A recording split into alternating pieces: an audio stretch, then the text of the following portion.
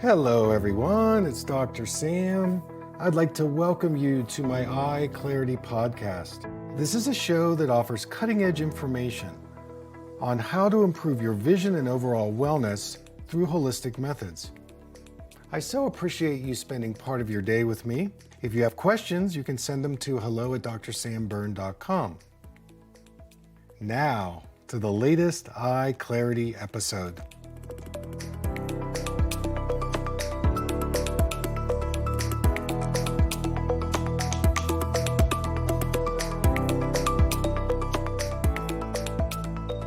I am a optometrist and might be called a behavioral optometrist, holistic optometrist, and I've been in practice for over 30 years and have developed a lot of modalities to help people improve their eyesight and vision. I am a firm believer in the Bates method and still utilize a lot of the things I learned from Dr. Bates and also from the vision educators. So today I want to give you my perspective, and I want to do a disclaimer and say that this is all educational information, so it's not a substitute for your doctor.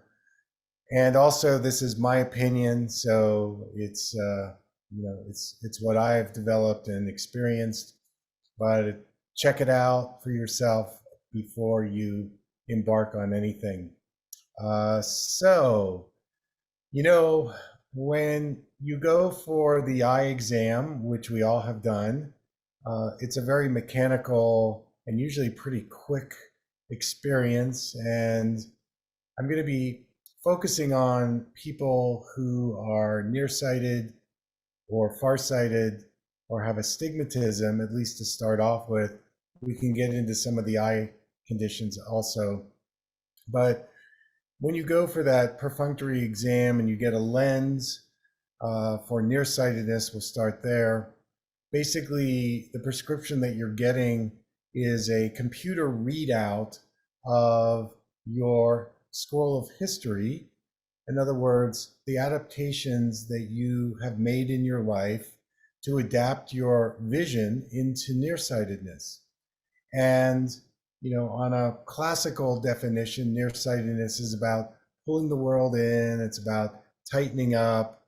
It's about locking down at a close distance, and you give up your distance clarity, and so the doctor gives you a minus lens, negative lens. You might take on more negativity.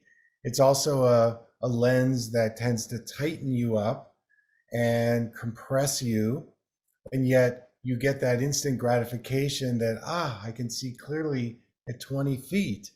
But you give up a lot in that transaction because now you are going down a road of perpetual reinforcement. And for any of you on the call today, if you're nearsighted, usually that's not the first prescription or the last prescription, but you end up going back subsequently year after year to get a stronger lens because it's a symptom-based model.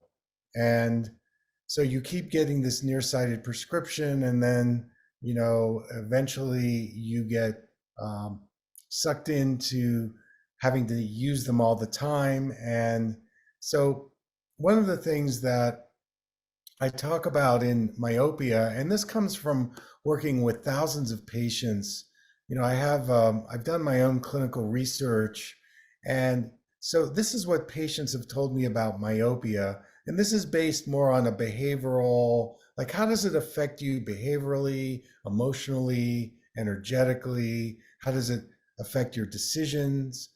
So what patients have told me about myopia is that, first of all, it's being caught in the past perceptions.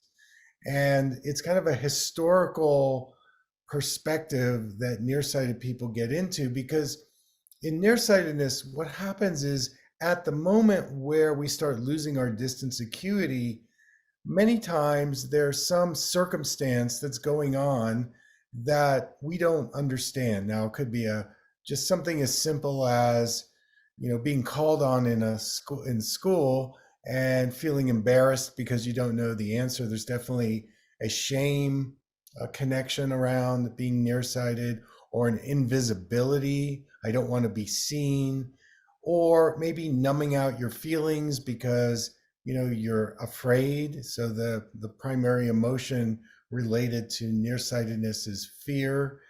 And if we kind of look at Chinese medicine, we know that the kidneys represent the fear emotion. So sometimes our kidneys get involved later on. But the bottom line is that myopia is first of all, it's growing by epidemic proportions. And when people become nearsighted, they're fixing their vision up close, and they're giving up the flexibility, versatility, fluidity of being able to recognize flow. There's also a hypervigilance in their mental perspective.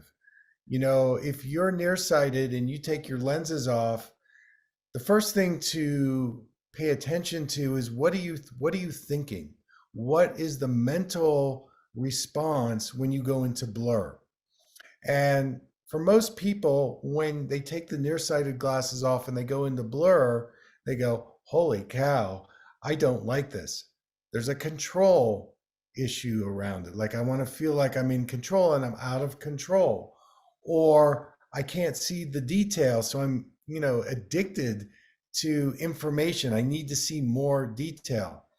I had a lady about 3 months ago who came to see me, and she was -5. And at the first session, I gave her the opposite lens prescription, which is called Plus Lens to Blur. You can find that on my website. And it's an exercise where I give people the opposite lens to what they normally wear. And as soon as she put that plus lens on, now it gives you a real deep level of blur that goes way beyond no prescription. So she puts it on, and I asked her, well, what are you thinking about? She said, well, the first thing that comes up for me is invasion, that I had an uncle and his energy was really invasive to me. And I became nearsighted as a way to keep him out, because I used to see him every Sunday for dinner. He would come over for dinner to my mom and dad's house.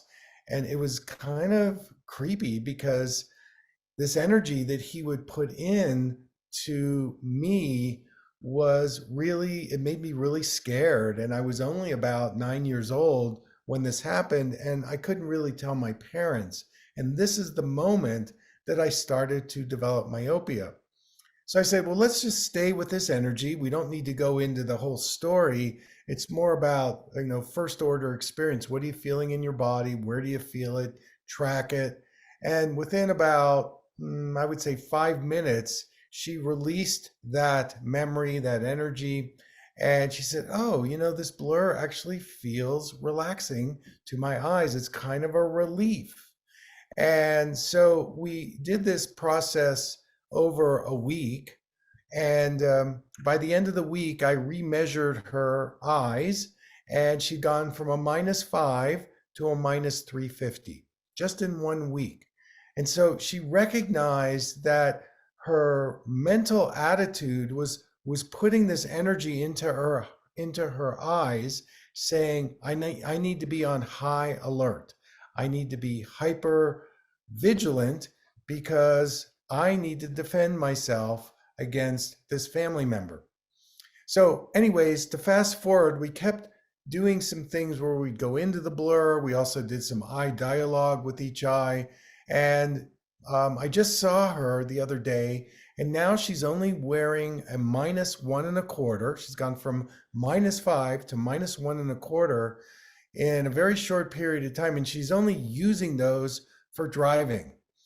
And she recognized that the amount of myopia that she created was really an artificial representation of what she needed as that 9-year-old to have some sense of safety. So that's another issue with people. Now, the other thing that happened to her is that she was in a job that she didn't really like, and now going from -5 to -1.25, she quit. And she's now going to do what she really wants to do is photography. So that's a really cool case history over a very short period of time where she was ready to really confront the mental part of her myopia.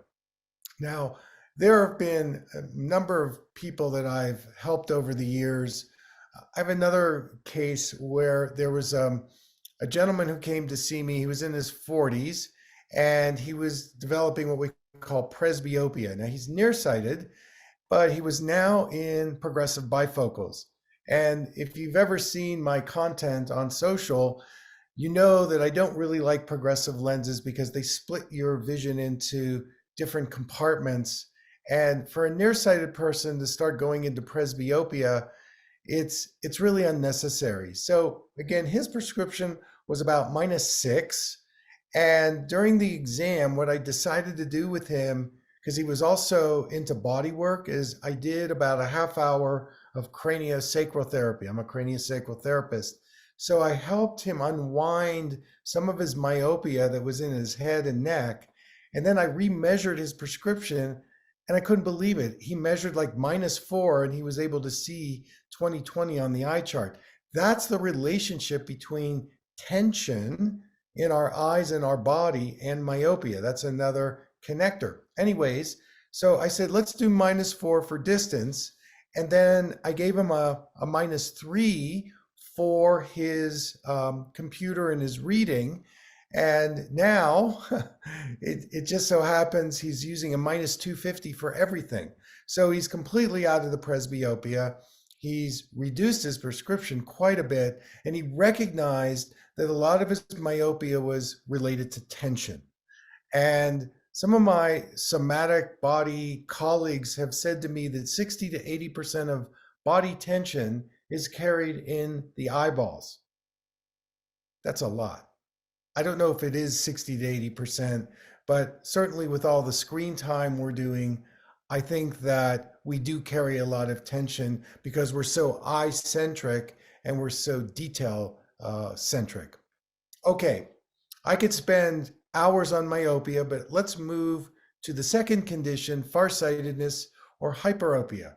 So this is a very interesting condition because what happens in farsightedness or hyperopia is that you wear what we call a plus lens, a magnifying lens.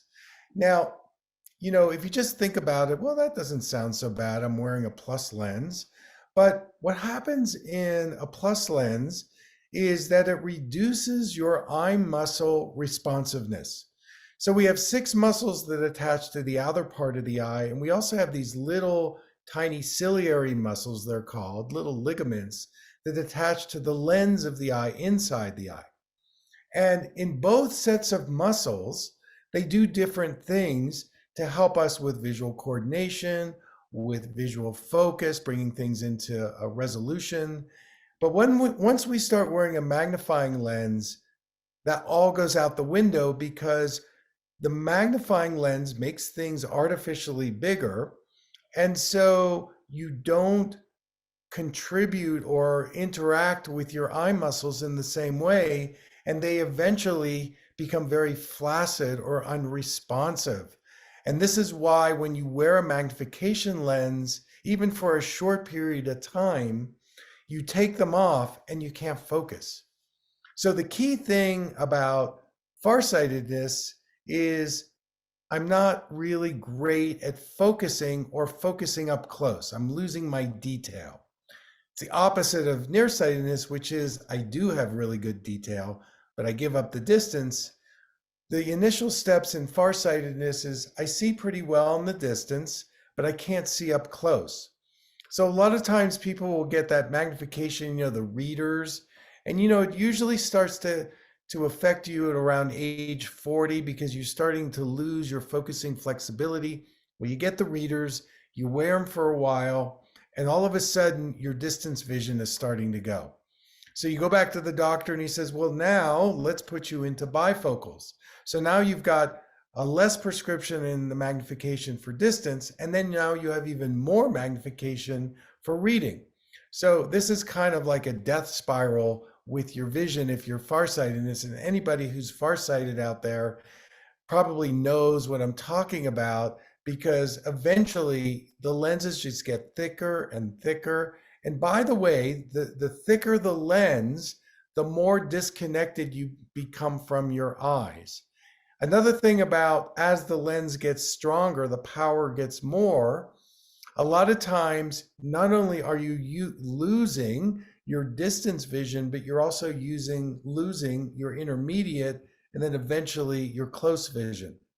And if you wear bifocals or trifocals or progressive lenses and you're trying to figure it out on the screen, now you're focusing your eyes through a tiny part of the lens. This is training your brain to ignore peripheral vision, the most important part of your seeing, because peripheral vision is about developing depth perception. It's important for visual memory. It's very important for orientation and depth perception. Let me give you a case history. This is a great one.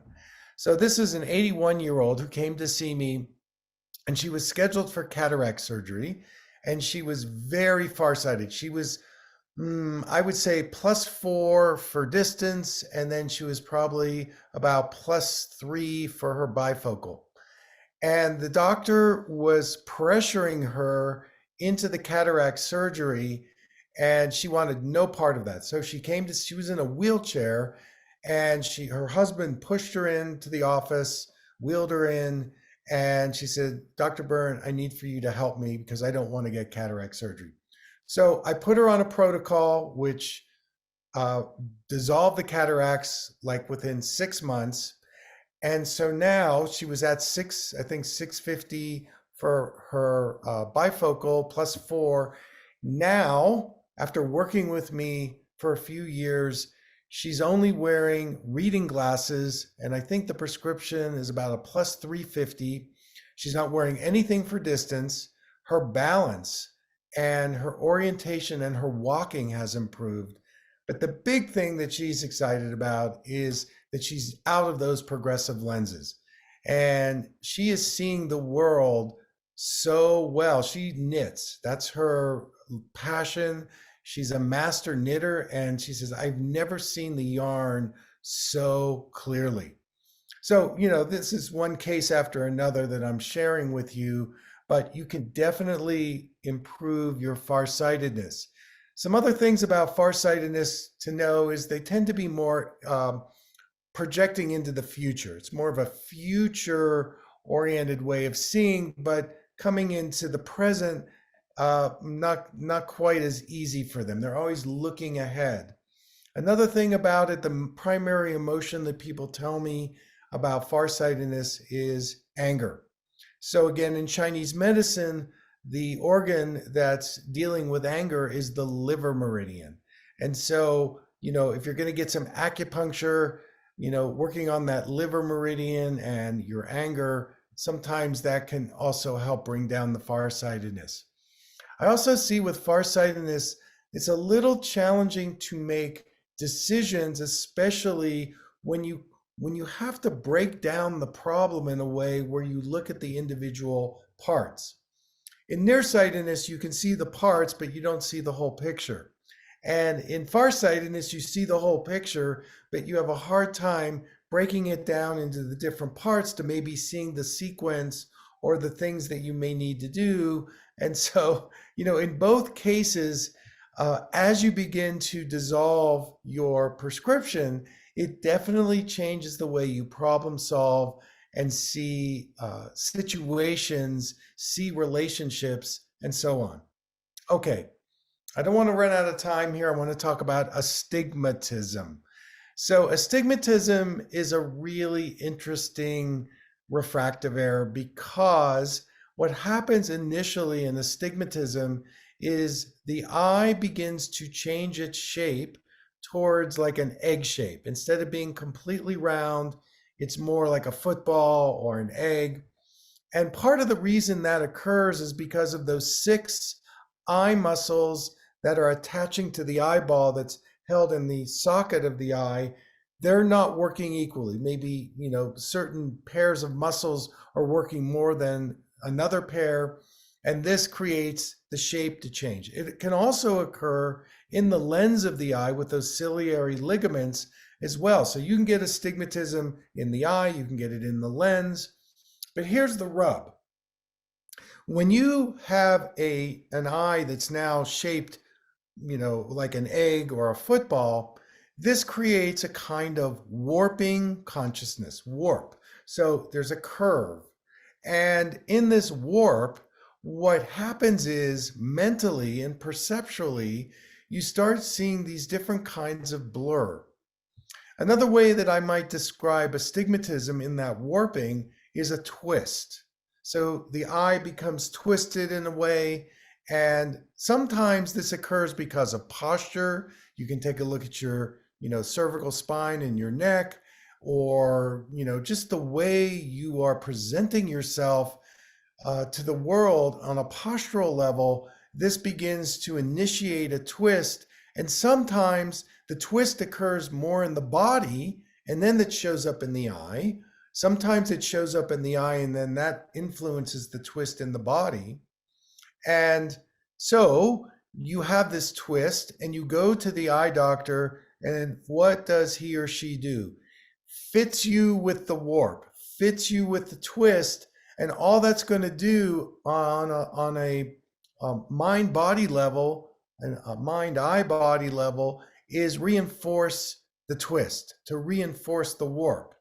And so you think then at that point, everything is corrected. But what's really going on is that you are now looking through this warped perception. This is very disconcerting. And as you continue to wear the astigmatism prescription, it induces more embeddedness in the twist, either in the body or in the eyes, in your consciousness.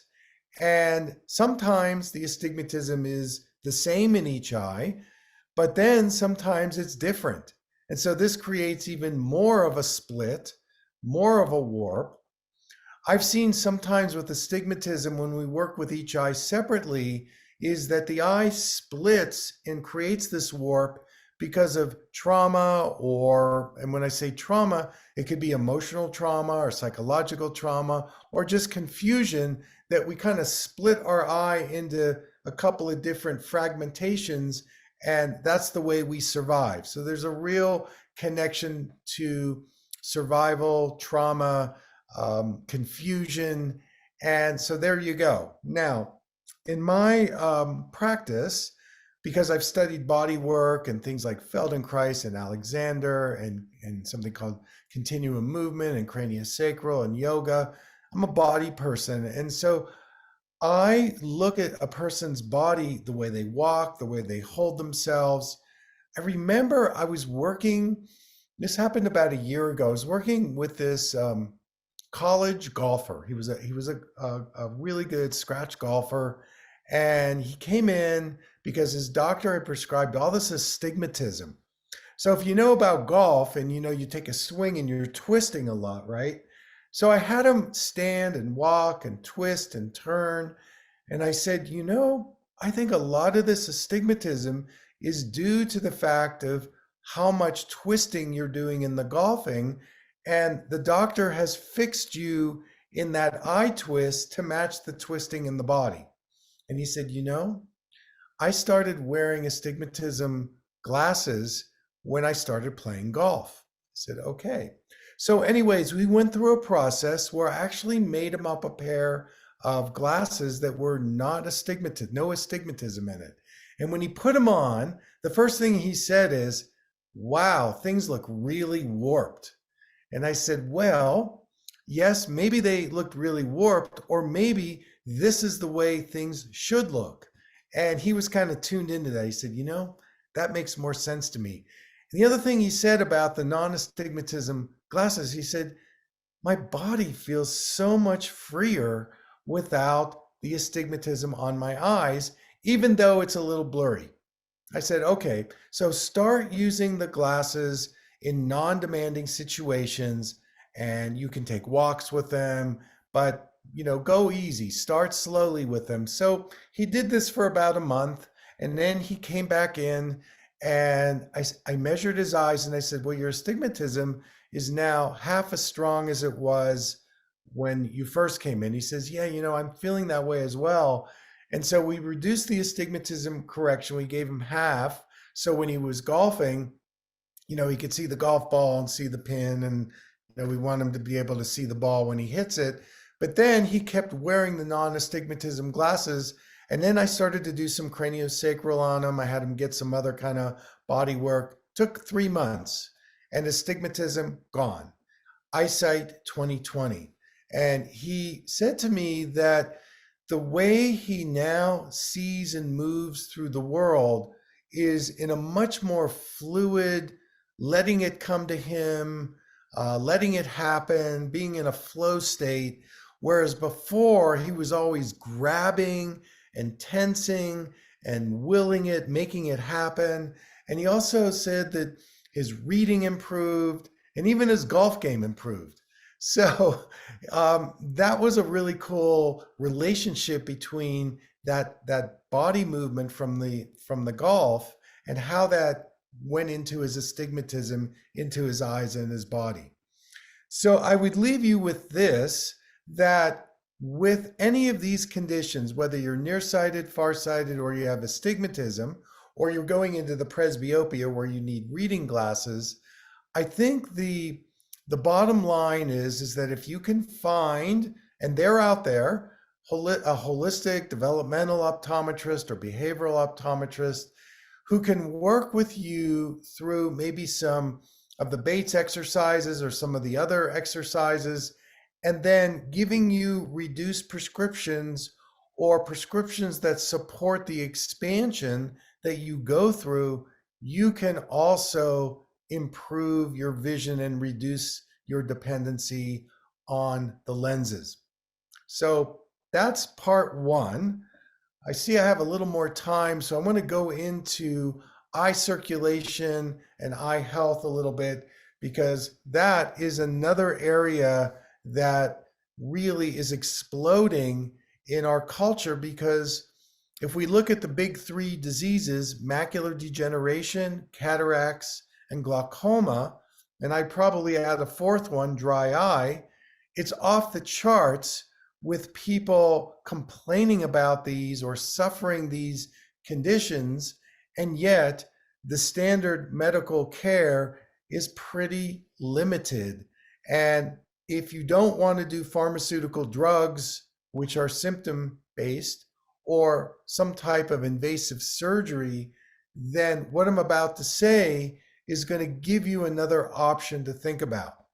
Just yesterday, I had a woman who flew out from New York. She was diagnosed with cataracts.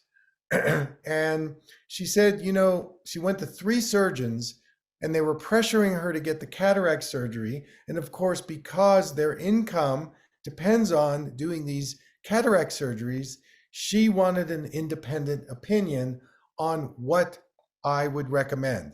So one of the things about cataracts is to know what kind of cataract you have.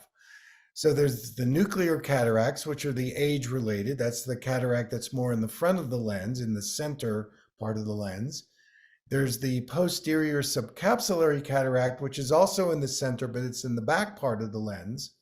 And those are more age-related, although the posterior subcapsular can also be related to if you've taken steroid drugs, or, you have to look at if in your life you've taken pharmaceutical drugs or you're going to take some of these drugs cause cataracts and glaucoma. So you need to be very, very careful about what you're taking. And you can't depend on your doctor to do the homework. You have to do the homework to say, wow, is this really something I want to take? Anyway, the third type of cataract is called cortical, and that's what she had. So cortical is like spokes on a wheel. It's along the edges of the lens, and it's related sometimes to glucose molecules attaching to the protein or collagen particles, molecules in the lens of the eye. And the process is called glycation. So, anyways, we came up with a plan that combined using eye drops and also some supplements. And also, the big thing for her was a low carb diet, doing some intermittent fasting, um, and making sure she was getting enough of healthy fats and oils. And the four essential ingredients for a healthy lens: glutathione, vitamin C, lutein, and zeaxanthin. I'm sure you've heard of these before. Anyways, she's super excited, and her eyesight is still very good, so she doesn't need cataract surgery. And so she went away from the session like, okay, now I've got a plan, and I feel she's probably going to dissolve the cataracts.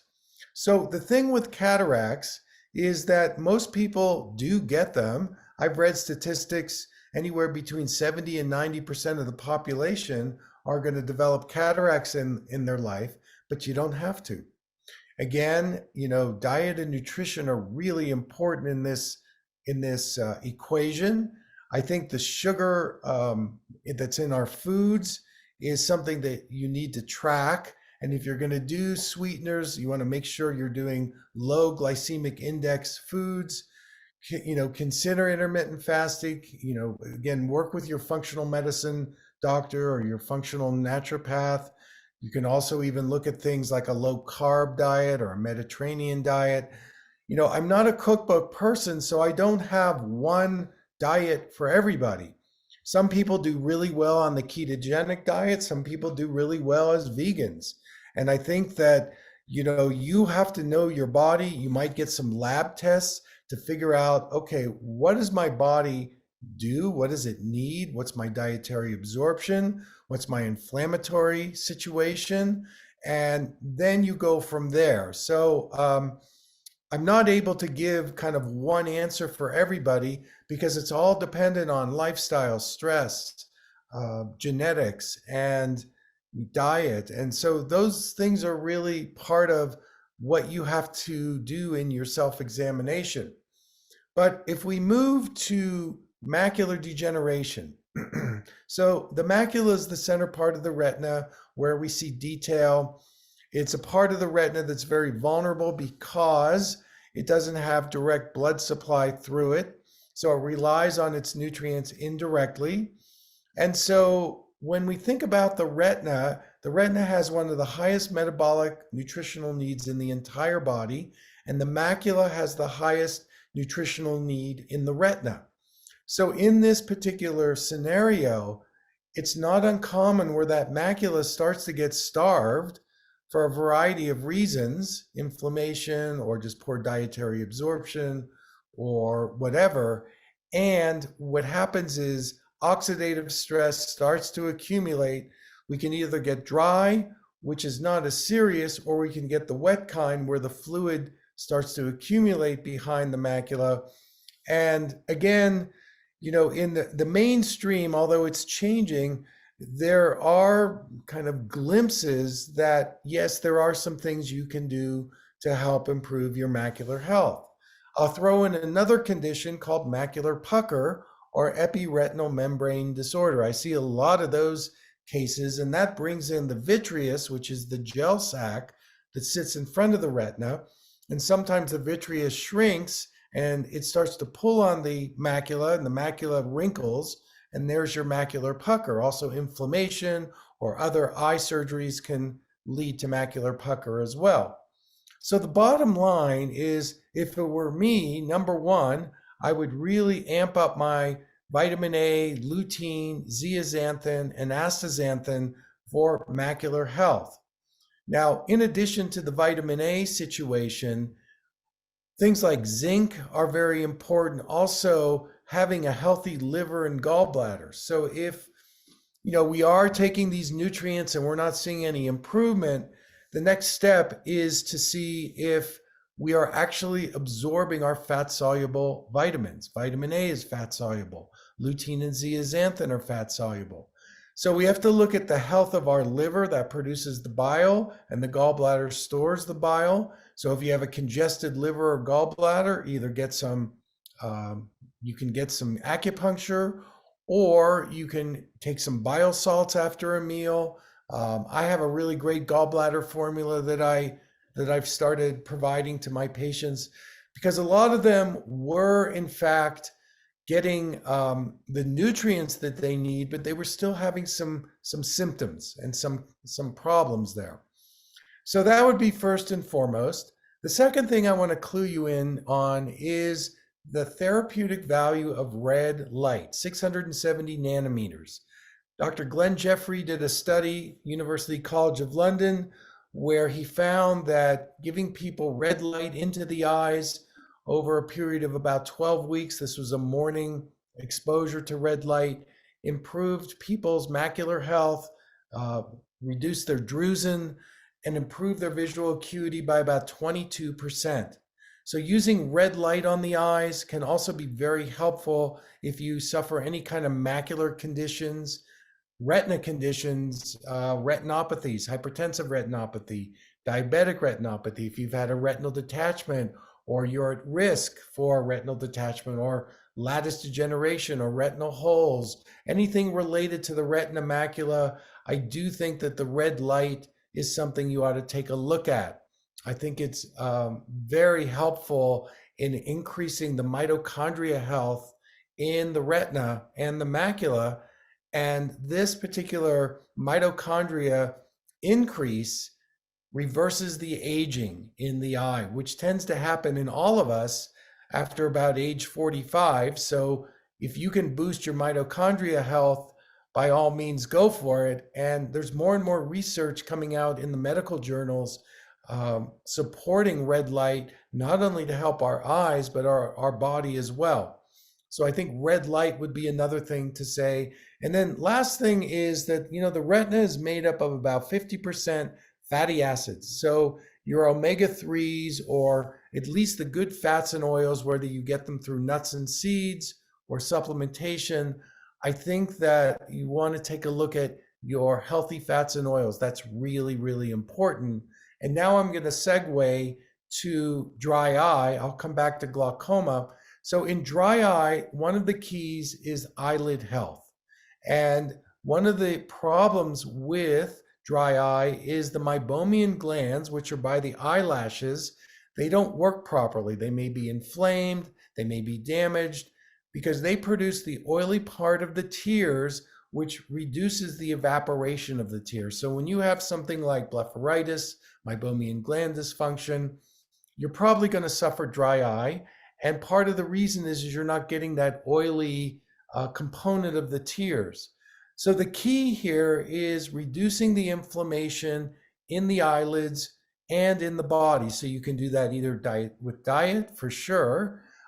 You can also do it with a castor oil massage. And I know Claudia probably has talked to you about castor oil. I know we've talked about it, and we're both very positive. We're very high about castor oil as a way to help reduce the inflammation in the eyelids. In fact, there was a study that ophthalmologists did where they took people who had meibomian gland dysfunction and they gave them a castor oil eye drop, and there was a significant reduction in the dry eye from just using the castor oil treatment. So that would be something that I would suggest.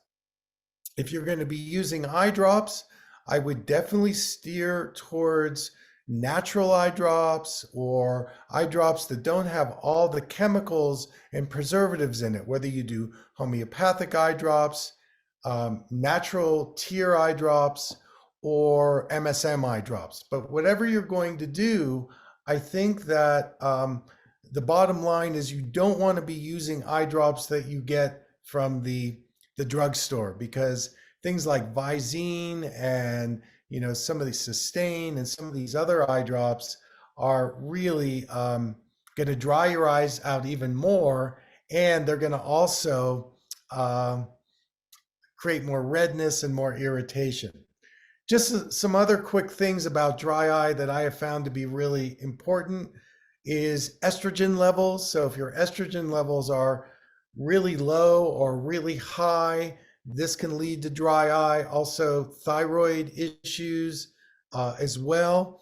I also think, how well your two eyes are working together. We call this I call this the functional aspects of your vision.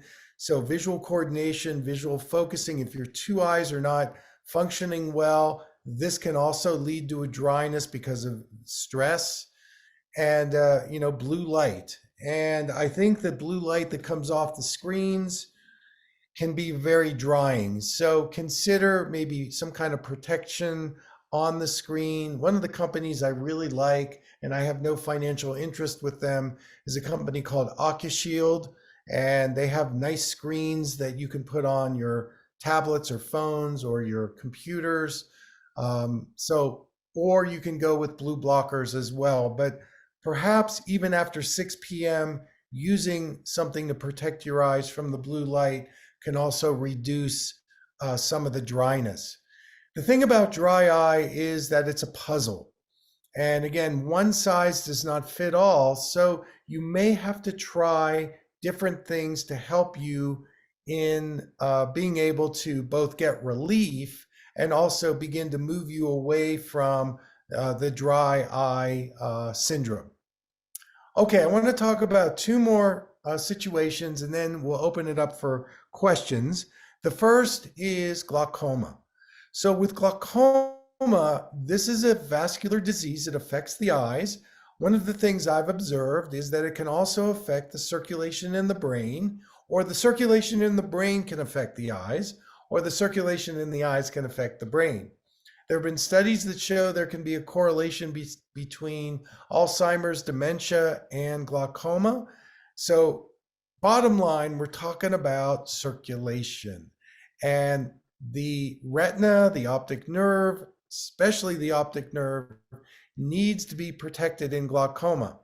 It's also a disease that's very difficult to diagnose, and it's very quick for eye doctors to say, oh, you may be a glaucoma suspect. Let's immediately put you on the glaucoma medications. So you need to check three things. The first is your peripheral vision testing, your visual fields, your optic nerve health, and your eye pressure. You can't just diagnose glaucoma just because of your eye pressure, and eye pressure fluctuates. Also, some people have higher eye pressure and don't have glaucoma, and some people have normal eye pressure and they have a risk of glaucoma. There are many different kinds of glaucoma, but again, if you can work on a couple of things, number one, your lymphatic health, number two, your inflammation levels, especially in your eyes, and number three, making sure you're getting enough fats and oils, little ginkgo, little taurine, bilberry, vitamin A for optic nerve health. That goes a long way, because if you can protect your optic nerve, then you get to neutralize the effects of glaucoma. I've also found with glaucoma, acupuncture and craniosacral therapy to be very helpful in being able to neutralize the ill effects of glaucoma, and be very, very cautious about going into doing things like a vitrectomy procedure, because they create scar tissue and it may only be a temporary solution in improving the circulation in the eyes.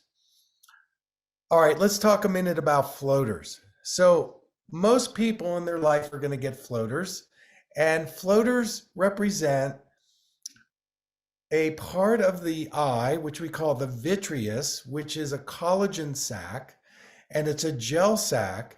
And if it begins to change its integrity, either by drying out or becoming too wet, then what happens is we start to get this floating debris in the vitreous, thus we'll call them floaters. And you go to your eye doctor and probably they'll say, we could laser them out, which you definitely don't want to do, or, just live with it and we'll watch it. So here are some tips on being able to reduce your floaters. Number one, there's an enzyme called bromelain. This is in pineapple. Some studies have shown this can be very helpful in reducing some types of floaters. Number two, improving your lymphatic health.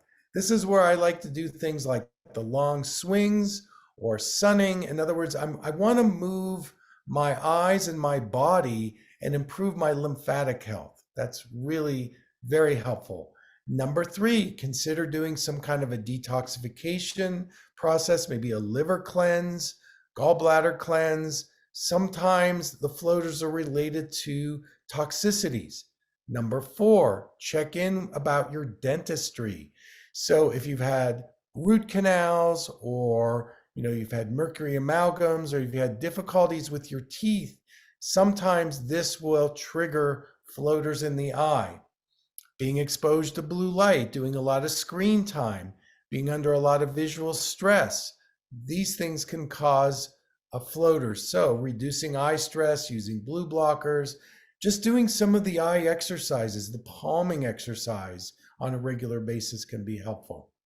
And then the last one is MSM eye drops. So my 15% MSM eye drops have helped some people reduce floaters, but it's not a guarantee, and I don't want to sell you on it because it doesn't work for everybody, but certainly a lot of my patients have had some benefits using the 15% MSM. The one thing I'll caution you about the MSM 15% is they sting and they burn when you put them in, but that's actually a good thing. My community uses the word feel the eye burn as a positive, but it can be kind of startling. So if you're going to try MSM, I might start with the 5% first, get used to it before you move into the 15%. But you can definitely reduce floaters. There can be an ebb and flow where sometimes they get better, sometimes they get worse. Track your body, what you're eating, what your sleep is like, what your toxicity is like, and that might give you a clue on what you need to do to reduce your floaters.